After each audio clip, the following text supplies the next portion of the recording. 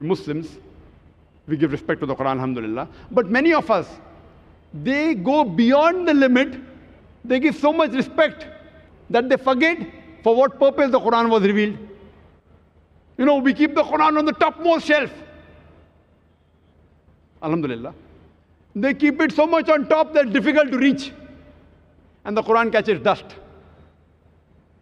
The Quran is a book of guidance. It's a guidebook. Suppose if you are studying, the guidebook is normally at a shelf which is reachable. It's kept at a shelf which you can reach the easiest.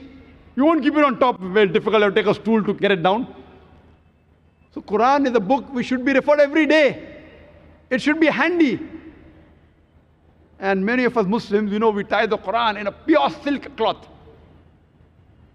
And then we tie a knot on it. Suppose if you want to read the Quran, you start thinking, okay, 5 minutes to open the Quran. 5 minutes again to tie the Quran, 10 minutes. The thought of you opening the Quran and again tying it will be a deterrent. And if you have 10 minutes, 10 minutes abhi kholne mein aur bandhne mein jayenge. If you have 10 minutes time, to open the Quran, close 10 minutes, so better not read the Quran. See, we have to respect the Quran, but the main respect is in the heart. I'm not against keeping the Quran on top, don't get me wrong. But see to it that it is accessible. It's easily available for guidance. Many of us Muslims, before touching the Quran, we scrutinize 1,000 things as though it's an RDX bomb. Quran, wearing shoes, can I touch the Quran? Can I read the Quran while standing?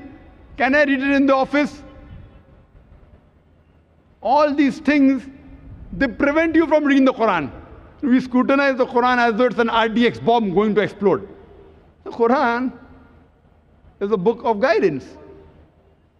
That is the reason many of us Indians object to, the Arabs, mashallah, the way they treat the Quran, they give respect. But as though it's a guide, it's available. We Muslims keep it on topmost shelf. In India, it's catching dust. And rarely will we find people, when they have 5 minutes, 10 minutes, they refer to the Quran. Because there is, we have to have that frame of mind, and then we have to see 10 things. We can't be in shoes, we can't stand, and we have to have a hat over your head, etc., etc. See, many things are good, but don't make life so difficult that the main purpose of the Quran is for guidance is defeated.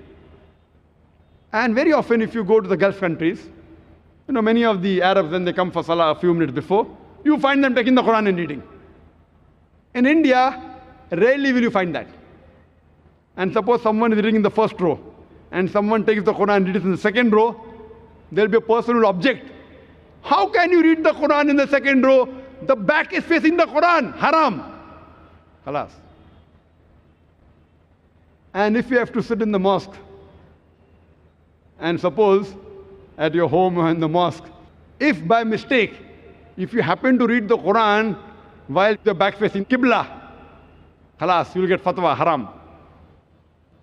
You can't read the Quran with your back facing the Qibla, back facing the Kaaba.